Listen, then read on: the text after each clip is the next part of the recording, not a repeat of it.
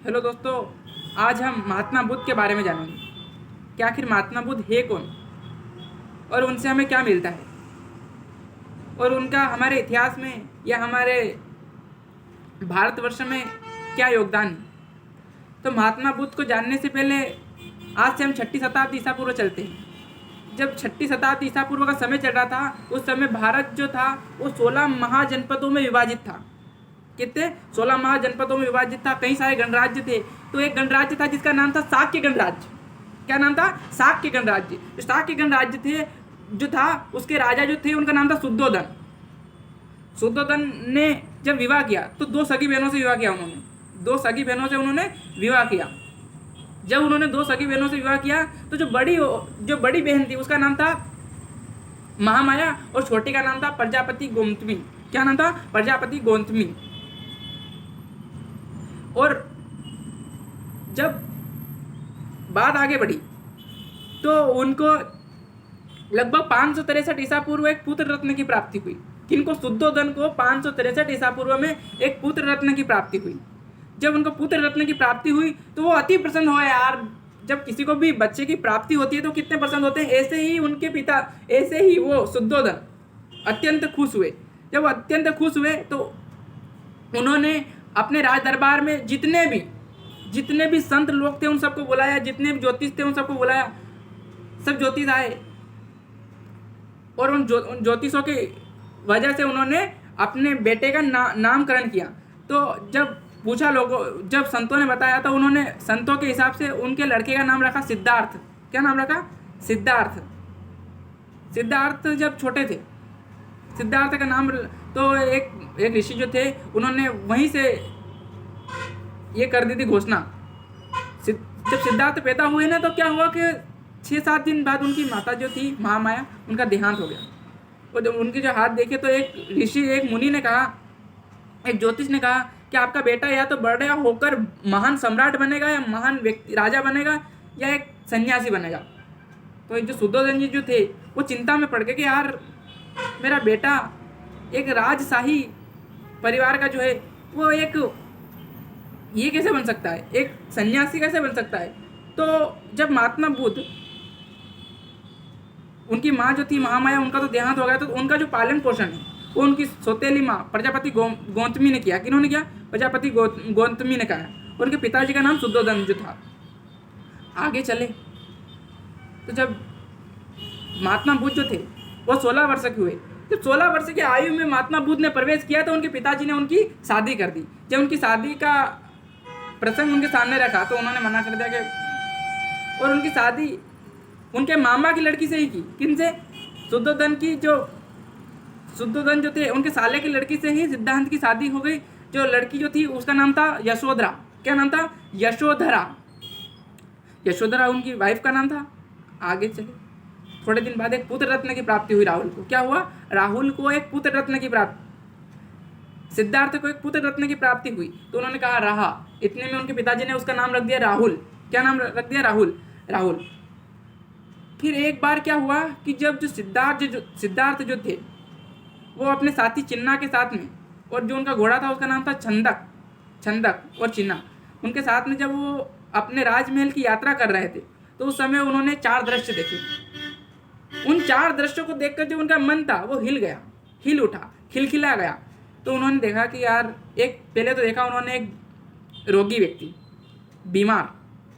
जब उन्होंने रोगी व्यक्ति को देखा तो जो उनका सारथी था, उन सारथी से पूछा उन्होंने कि ये कौन है।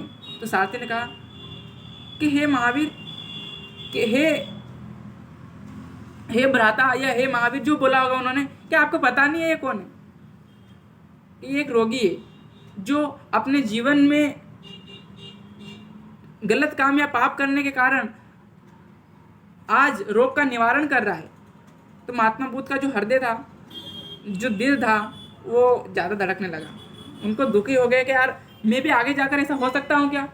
तो उन्होंने एक काम किया कि महात्मा बुद्ध जो थे उन्होंने एक काम किया कि फिर वो अपने राज दरबार में चले गए। फिर दूसरे दिन जब वो जा रहे थे उस समय उन्होंने देखा कि यार, जब वो फिर उस रास्ते से जा रहे थे उस समय उन्होंने एक और दृश्य को देखा। उस दृश्य में था एक बूढ़ा व्यक्ति। तो एक बूढ़े व्यक्ति को देखकर महात्मा बुद्ध जो थे उन्होंने उनसे कहा कि जो सारथी था उस सारथी से कहा कि ये कौन है। तो सारथी ने कहा कि हे भ्राता, ये है ना एक बूढ़ा व्यक्ति है जी, इस अवस्था में हर व्यक्ति को जाना निश्चित है। तो उससे भी उनका मन जो था वो विचलित हो गया। फिर वो राजमहल चले गए। फिर एक बार और फिर जा रहे थे तो उन्होंने एक शव को देखा। किसको देखा? एक शव को, यानी कि एक लाश को देखा। एक लाश को देखकर महात्मा बुद्ध ने पूछा कि ये 4 व्यक्ति कंधे पे लेकर इस व्यक्ति को कहाँ पे ले जा रहे हैं, इसके गले में माला वाला डाल के। तो सारथी ने बताया कि सभी को यहीं जाना है, सभी को यहीं जाना है भ्राता। तो वो चकित हो गए कि यार सभी को मतलब मेरे को भी यहाँ पे जाना है? तो बिल्कुल जाना है। कि कहाँ कि हम अपने जीवन में सभी दुखों हम अपने जीवन को पूर्ण करने के बाद इस अवस्था में चले जाते हैं और यह अवस्था हमें ना जाने कहाँ ले जाती है, उनको भी पता नहीं था। फिर एक बार निकले, फिर वो राजमहल चले गए। उन बातों से वो दुखी होकर राजमहल चले जाते थे। और फिर घूमने के लिए एक बार निकले तो देखा उन्होंने एक सन्यासी को। तो पूछा उन्होंने कि ये व्यक्ति कौन है यार, क्योंकि उन्होंने कभी दुख को देखा ही नहीं था। उनके पिताजी ने उनको ऐसा कर दिया था कि वो दुखों के बारे में जानते ही नहीं थे, दुखों के बारे में सोचते ही नहीं थे। तो क्या हुआ, एक सन्यासी व्यक्ति को देखा। जब सन्यासी को देखा उन्होंने तो कहा कि ये सन्यासी कौन है, ये व्यक्ति कौन है। सन्यासी व्यक्ति को देखकर उन्होंने उस सारथी से पूछा, छिन्ना से पूछा कि छिन्ना ये कौन है, छन्ना ये कौन है।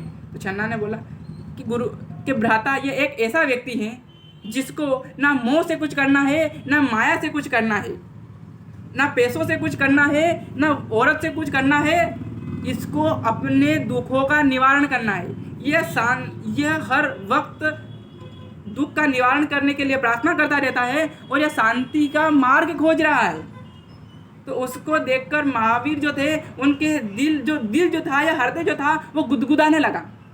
वो उससे एकदम आकर्षित हो गए। उन्होंने कहा कि मैं भी इसी राह को अपनाऊंगा। और ये सब दृश्य देखने के बाद जब वो अपने पिताजी के पास गए, उनके पिताजी जो थे वो शुद्धोधन के पास गए, तो उन्होंने शुद्धोधन से कहा कि हे पिताश्री, मैं संन्यास जीवन धारण करना चाहता हूँ।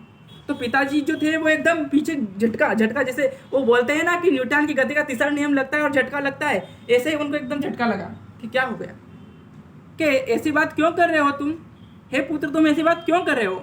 तो वो उसे देखकर वो बोले कि ये जो जीवन है ये दुखों से भरा हुआ है पिताश्री, मैं इन दुखों का निवारण प्राप्त करना चाहता हूँ, मैं इन दुखों को अपनी ओर आकर्षित करना चाहता हूँ। जब पिताश्री ने यह सुना तो उन्होंने मना कर दिया कि बेटा तुम नहीं कर सकते ये। फिर वो अगले दिन थोड़े जो थे वो थोड़े मतलब डीमोटिवेट हो गए।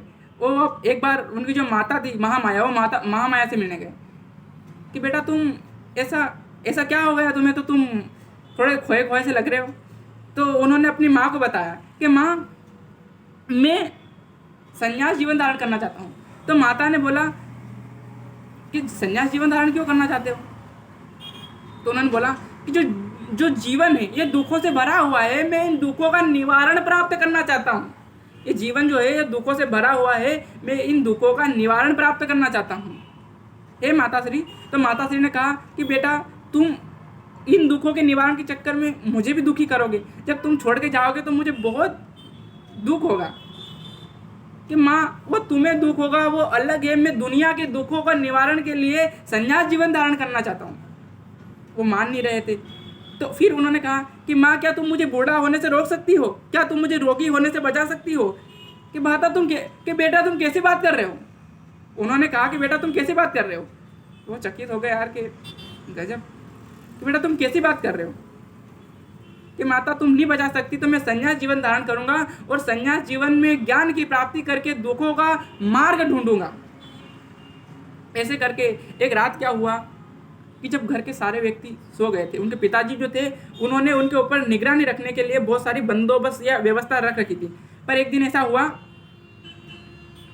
कि जब सारे घर के सो गए थे तो उन्होंने घर से निकलने का रास्ता, जब रात में सब सो गए थे, एक दिन जब रात में सब सो गए थे तो उन्होंने निकलने का रास्ता देखा। और अपने घोड़े को लेकर और अपने जो साथी था उन दोनों को लेकर वो चल पड़े। तो चलते वो एक नदी के किनारे गए। वह नदी के पार करके वो उस पार गए और बोला कि अब तुम जा, मतलब घोड़े और दोनों को। तो जब जाने की बात कही तो जो उनका सारथी था छंदक बोला कि हे गुरु, कि हे भ्राता, आप क्या बोल रहे हो, मैं आपके साथ में चलूँगा। कि तुम नहीं चल सकते, ज्ञान की प्राप्ति मुझे करनी है, मैं ही जाऊँगा। तो वो उस बात को वो बहुत रोया, जो उनका जो सारथी था वो बहुत रोया और वो राजमहल की ओर चल पड़ा। तो जब वो सारथी घोड़ा और दोनों चल रहे थे तो वो जब चले और थोड़ी देर इधर आए, थोड़ा इधर आए, और जो घोड़ा था उसकी मृत्यु हो गई, वो वहीं पे पड़कर मर गया। जो व्यक्ति जो था जो उनका सारथी था वो दौड़ते दौड़ते राजमहल पहुंचा और बोला कि जो हमारे राजपुत्र थे वो अब संन्यास जीवन धारण करने के लिए निकल गए हैं। बहुत रोते रोते गया और निकल गए हैं, और उन्होंने सूचना दी है कि किसी को भी बोल देना कि कोई घर से हमें ढूंढने के लिए नहीं आए। जब वो घर से निकल कर एक जंगल में गए, तो एक जंगल में गए तो उन्होंने देखा 5 पंडितों के साथ में रहकर उन्होंने, मतलब बौद्ध धर्म को ग्रहण 5 पंडितों के साथ में रहकर उन्होंने ज्ञान की प्राप्ति के लिए बहुत सारा संघर्ष किया। पर क्या हुआ कि उनको आखिर में ज्ञान नहीं मिला। तो उन्होंने उन पंडितों को छोड़ दिया, अन्न ग्रहण करना छोड़ दिया और उन पंडितों को छोड़ दिया, और बिहार के बोध गया स्थान के पास में गए। वो एक नदी थी निरंजना और फाल्गु नदी, उस नदी के किनारे गए वो और स्नान किया और एक बरगद का पेड़ देखा बहुत शानदार। उस बरगद के पेड़ के नीचे बैठ गए। क्या किया? बैठ गए। तो वहाँ पे एक कन्या थी या एक स्त्री थी जिसका नाम तो रहने ही दो, तो अच्छा, सविता नाम था उस स्त्री का। तो सविता नाम था उस स्त्री का। तो उस स्त्री को ने व्रत रखा था। एक बरगद का पेड़ था, वो बरगद का पेड़ बहुत ही ऐसा माना जाता है कि श्रद्धा से भरा हुआ था, जो मांगते थे वो देता था। तो उस स्त्री की अच्छी शादी हो गई होगी, तो वो वहाँ पे खीर लेकर आई। क्या लेकर आई? खीर लेकर आई। जब खीर लेकर आई वो वहाँ पे और वहाँ पे रख दिया, तो वो स्त्री ने यूँ समझा कि जो बरगद का पेड़ है ये स्वयं भगवान है और इनसे मैं खीर खिला के ये खीर, तो उन्होंने खीर को ग्रहण किया और वहीं से उनको ज्ञान की प्राप्ति होने का अनुभव होने लगा। और निरंजना और फाल्गु नदी के किनारे जब वो वहाँ पे बैठे बरगद के पेड़ के नीचे, तो उनको क्या हुआ? बुद्ध पूर्णिमा के दिन ज्ञान की प्राप्ति हुई। जब ज्ञान की प्राप्ति हुई वो उसी समय से बुद्ध बन गए। क्या बन गए? बुद्ध। गौतम जो था वो उनके पिता का नाम था गौतम, तो उसी के कारण गोत्र पुत्र के कारण गौतम बुद्ध नाम से वो पहचानने लगे। और जो उनके शिष्य 5 शिष्य थे, उन 5 शिष्यों में भी उनकी बहुत सारी कहानी, और जो 5 गुरु थे वो आगे जाकर उनके शिष्य बने। उन्होंने उनके ज्ञान के बारे में बताया। और आगे चलकर जो आनंद था, उनका जो चचेरा भाई जो आनंद था, वो उनका प्रिय शिष्य बना। ऐसे करते करते जो प्रथम शिक्षिका उनकी बनी वो रानी प्रजापति गौतमी थी। शिक्षिका यानी कि भिक्षुणी। उनके लिए उन्होंने बहुत सारे नियम भी रखे। उन नियमों का पालन करते हुए वो दुख को निरोध करते हुए ऐसे महात्मा बुद्ध ने एक नए धर्म का उद्घोष किया, जिस धर्म का नाम था बुद्ध धर्म। वो एक सिंपल व्यक्ति थे, वो एक राजा के बेटे थे, उनको कोई ज़रूरत नहीं थी, पर फिर भी उन्होंने दुखों के निवारण के लिए धर्म ग्रहण किया और उस धर्म के खातिर वो आगे बढ़े। ऐसे करते करते एक दिन उन्होंने अपना जो प्रथम उपदेश दिया था वो दिया था कहाँ पे? अपना प्रथम उपदेश जो महात्मा बुद्ध ने दिया था वो दिया था सारनाथ में। और ऐसे करते करते उन्होंने बहुत सारी जगह उपदेश दिए, राजगृह में उपदेश दिया, और आगे चल के 463 ईस्वी पूर्व में महात्मा बुद्ध की मृत्यु हो गई। उनकी मृत्यु के पीछे भी बहुत सारे रीजन है। एक तो यूँ बोलते हैं कि वो बूढ़े होकर मर गए, एक यूँ बोलते हैं कि वृद्ध उनको किसी द्वारा भोजन करवाने पर वो मर गए। तो उससे हमें कुछ नहीं करना है। उनकी मृत्यु के बारे में विद्वानों का मानना अलग अलग हो सकता है, पर उनकी मृत्यु के बाद जो बौद्ध धर्म था वो 2 भागों में विभाजित हो गया, एक हीनयान और एक महायान। हीनयान और महायान। हीनयान यानी कि नया यान और महायान यानी कि पुराना। जो महात्मा बुद्ध का था वही महायान है और जो आधुनिक बन गया वो हीनयान है। इसी प्रकार बुद्ध धर्म में बहुत सारे लोगों ने समावेश किया, राजाओं ने समावेश किया, जिस कारण से बुद्ध धर्म को भारत में प्रोत्साहन मिला और वो एक अव्वल नंबर का धर्म बन गया। और उस धर्म का एक उद्देश्य ये था कि जब वो धर्म आया तो उस समय भारत में सनातन धर्म चल रहा था। सनातन धर्म की एक शाखा बन गया और अपने धर्म का उद्घोष किया।